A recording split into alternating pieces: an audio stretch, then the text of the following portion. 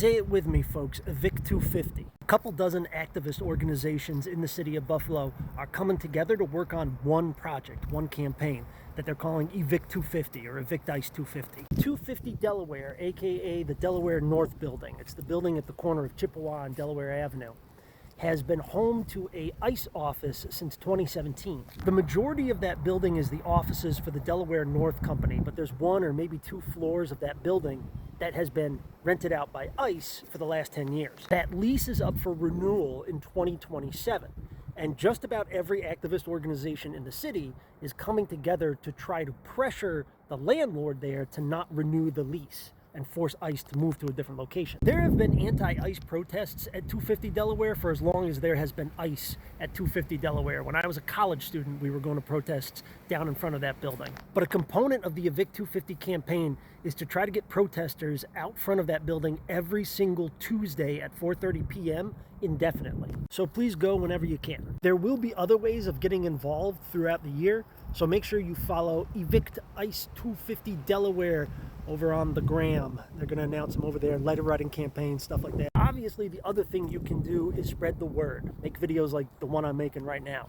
Talk to friends and family. Let people know that this is going on. And if you want to understand ICE and Border Patrol and how they operate in Buffalo better, make sure that you're reading local news, okay? Investigative Post locally and New York State Focus, which is like a statewide newspaper, have been doing excellent in-depth reporting about how Department of Homeland Security and immigration functions in the Queen City. What is this campaign hoping to achieve by driving ICE out of downtown Buffalo? In Western New York, ICE's largest facility is the holding center over in Batavia, but all of the other federal agencies and the federal court system is located in downtown Buffalo.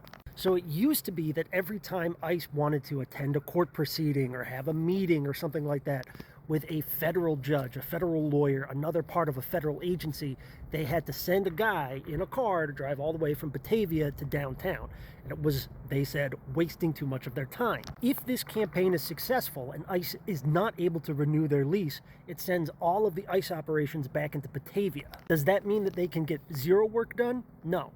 Does it mean that they can get less work done? Absolutely. Now, there's other DHS offices that are downtown, right? Like USCIS has another little office in Delaware.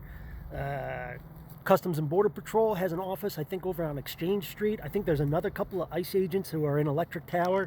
But Immigration Enforcement's largest office, right, like the biggest bang for your buck, is that space at 250 Delaware. Not for nothing, but I think that there's a meaningful symbolic victory to be won in all of this as well. Like if the community is able to come together and drive ICE out of downtown Buffalo, I definitely could see how that would make it difficult for city politicians or county politicians or even state politicians to then go forward and be like soft on ICE or be seen as being affiliated with ICE or being nice to ICE, right? Like I think it makes the political calculus different